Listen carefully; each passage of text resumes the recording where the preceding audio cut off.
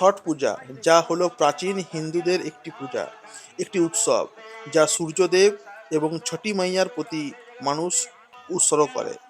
দীপাবলির 6 দিন পর কার্তিক মাসের শুক্লপক্ষের ষষ্ঠী তিথিতে এই পূজা পালিত হয়, যেখান থেকে ছট নামটা এসছে। যেহেতু 6 দিন পর তাই ছট নামটা এসছে। এই পূজায় মূর্তি পূজা করা হয় না এবং এটি মূলত বিহার, ঝাড়খণ্ড এবং নেপালের তরাই অঞ্চলে গুরুত্বপূর্ণ উৎসব হিসেবে পালিত হয়, কিন্তু এখন তা পাল্টে গেছে। এখন তা বিশ্বজুড়ে আর কি পালিত হচ্ছে। এই পূজার উদ্দেশ্য কি? উদ্দেশ্য আমি পরে বলছি।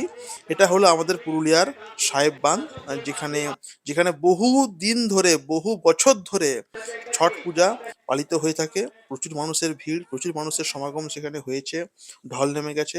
নারী পুরুষ, জাতপাত, লিঙ্গভেদে সেখানে প্রত্যেকটি মানুষ সেখানে এসে পৌঁছেছে। আমি এবং আমার স্ত্রী অন্তরা সকাল সকাল সেখানে পৌঁছে গেলাম এবং দেখলাম প্রচুর মানুষ সেখানে এসে ভিড় করেছে। সঙ্গে রয়েছে পুলিশ প্রশাসন, সঙ্গে রয়েছে মিউনিসিপ্যালিটির কর্মকর্তারা এবং যারা ছট পূজার দায়িত্বে রয়েছেন, সেই সমস্ত সমাজের প্রত্যেকটি মানুষ সেখানে তারা সশরীরে উপস্থিত ছিলেন।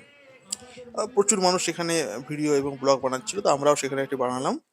বলি এবার আর কি, যে এই পুজোর উদ্দেশ্য কি না, এই পুজোর উদ্দেশ্য হলো পৃথিবীতে জীবন নেই, সেই জীবনকে আনতে গেলে প্রত্যেকে সূর্যদেবের কাছে পৌঁছায়। সূর্যদেব প্রত্যেকের ইচ্ছা পূরণ করে এবং আমাদের পৃথিবীতে জন্ম দেয় জীবনের, প্রাণের। সেই প্রাণের যে জন্মদাতা হলো সূর্যদেব।